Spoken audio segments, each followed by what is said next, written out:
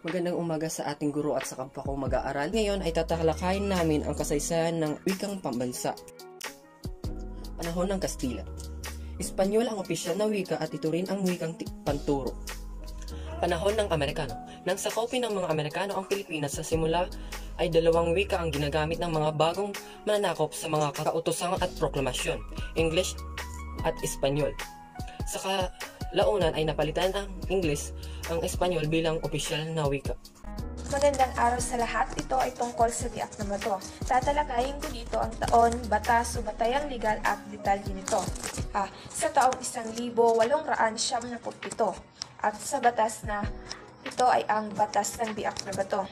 At sa detalye naman, sa simula pa lamang ng pakikibaka para sa kalayaan, ginamit na ng mga katipunero ang wikang Tagalog sa opisyal na kasulatan sa Konstitusyong Probensyonal na Biak na Bato noong 1897.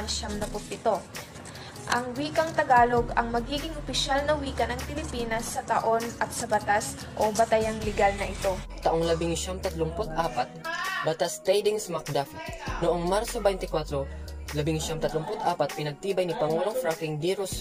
Roosevelt ng Estados Unidos ang Batas Tydings-McDuffie na nagtatadhanang pagkalooban ng kalayaan ang Pilipinas matapos ang 10 taon pag-iral ng pamahalaang Commonwealth. Taon 1934, Kombensyong Konstitusyonal ng Pilipinas.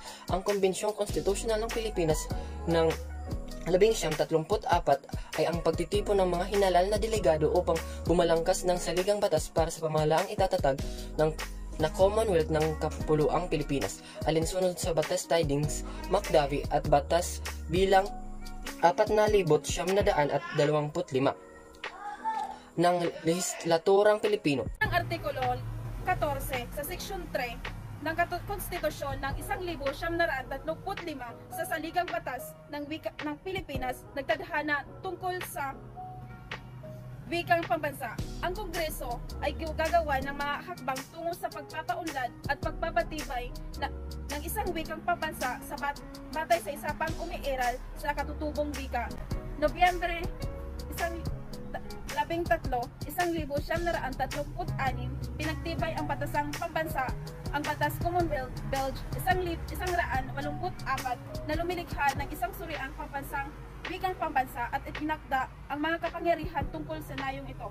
Tungkulin ng SWP, una, ang pag-aaral ng pangunahing wika na ginagamit ng may kahating milyong Pilipino man lamang. Pangalawa, ang paggagawa at paghahambing at pag-aaral ng talas-salitaan ng mga pangunahing dialekto. Pangatlo, pagsusuri at pagtiyak sa fonetika at ortografiyang Pilipino. Pang-apat, at pagbili ng katutubong wika sa isang magiging batayan ng isang pambansa na dapat umaayon sa pagpapaunlad at mayayaman sa panitikan.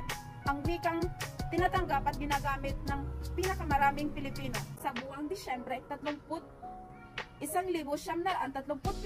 inilabas ng Pangulong Quezon ang kautosang tagapagganap building 134 ang kautosang nagsasabi na ang wikang pambansa ng Pilipinas ay batay sa Tagalog. Tagalog ang ginawang saligan ng wikang pambansa sa dahilang nahawig sa pambansa, sa dahilang nahawig ang maraming wikain sa bansa. Sa madaling salita, hindi magiging mahirap ang Tagalog sa mga di-Tagalog dahil kahawig ito ng lahat ng wika ng Pilipino sa ganitong ayos. Noong Abril 1, 1940, inilabas ang kautosang tagapagpaganap bilang 263. Ipinag-uutos ang pagpapalimbag ng Itagalog to English vocabulary at isang aklat na pinamagatang Balarila ng wikang pambansa. At ang pangalawa naman ay ang pagtuturo ng wikang pambansa sa mga paaralan, mapribado man o publiko. Nang lumunsad sa dalampasigan noong 1942 ang mga Hapon, nabuo ang isang grupong tinatawag nilang Foresta. Sila yung mga taong nagnanais na gawing Tagalog ang wikang pambansa. Sa panahon ng pananakop ng mga Hapon, noong unang panahon, malaki ang natulong nila sa ating bansa. Noong Hulyo 7, 1940, pinagtibay ang Batas Commonwealth bilang 570 at naging opisyal na ang wikang pambansa o Tagalog simula Hulyo 4, 1940. Ilang taon din na pagtuunan ng panahon ang pagpapalaganap sa wikang pambansa hanggang sa mailuklok bilang Pangulo si Ramon Magsaysay.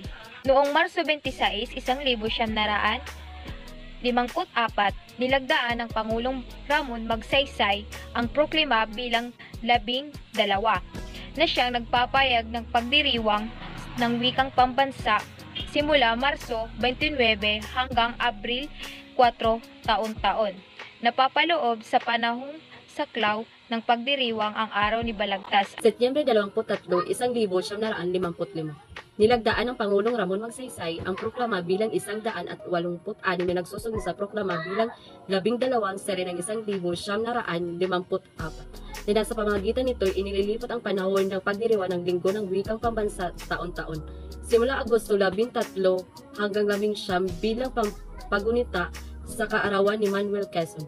Agosto 11, nakilala bilang ama ng wikang pambansa. Agosto 13, 1950. Inilabas ni Kalihim Jose P. Ramero ng Kagawaran ng Edukasyon ang kautosang pagkagawaran bilang 7 na nagsasaad na kailanman tutukoyin ang wikang pambansa, ang salitang Pilipino ay siyang gagamitin. Oktubre 24, 1967.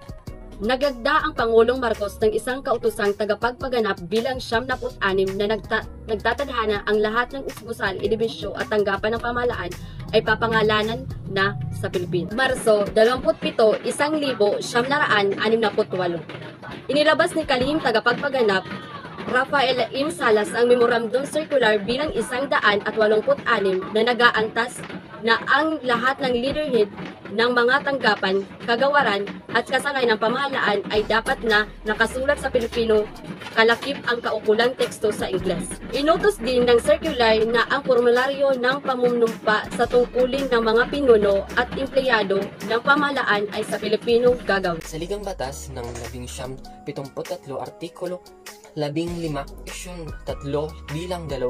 Ang Saligang Batas ng 1973 ay dapat ipahayag sa wikang Ingles at Pilipino. Ang Pambansang Asembleya ay dapat gumawa ng hakbang tungo sa pagpapaunlad at formal na adopsyon ng panlahat na wikang pambansa. Sa taong Hulyo 21, 1978, sa batas na kautosang pangministri bilang 22.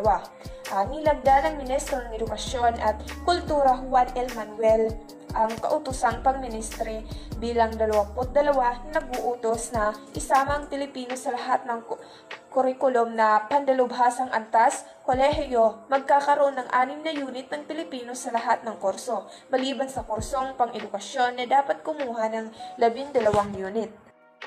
Sa taong Pebrero 2, 1987 at sa batas o batayang legal ay ito ay sa Artikulo 14, Section 6 hanggang 7. Habang ang mga detalye nito ay nagsasaad sa mga sumusunod. Sa Section 6, ang wikang pambansa ng Pilipinas ay Filipino, samantalang nililinang ito ay dapat payabungin at sa iba pang mga wika. Sa Section 7 naman, ukol sa mga layunin ng komunikasyon at pagtuturo, ang mga wikang opisyal ng Pilipinas ay Filipino at hanggat walang itinadhana ang batas Ingles. 1987, pinalabas ng Kalihim Lourdes R. Casimbing ng Departamento ng Edukasyon, Kultura, Palakasan ang Kutusan bilang 52 na nag-uutos sa paggamit ng Filipino bilang wikang panturo sa lahat ng antas ng paaralan. Kalinsabay ng Ingles na nakatakda sa patakaran, edukasyon bilingwal. 1976, pinalabas ng Commission on Higher Education ang CHED Memorandum bilang 54 na nagtatadhana ng 9 na unit na pinangangailangan sa Filipino sa pagkalatang edukasyon at nagbabago sa description at nilalaman ng mga kurso sa Pilipino. Una, sining na pagkikipagtalastasan, Filipino. 2, pagbasa at pagsulat sa iba't ibang disiplina, at Filipino. 3, retorika. Hulyo 1977, nilagdaan at ipinalabas ni Pangulo Fidel V. Ramos ang proklama bilang 1041 na nagtatakda ang kabuuan ng Agosto taon-taon ay magiging buwan ng wikang Filipino at nagtatagubilin sa iba't ibang sangay, tanggapan ng pamahalaan at sa pang-paaralan na magsasagawa ang mga gawaing kaugnay sa taunang pagdiriwang.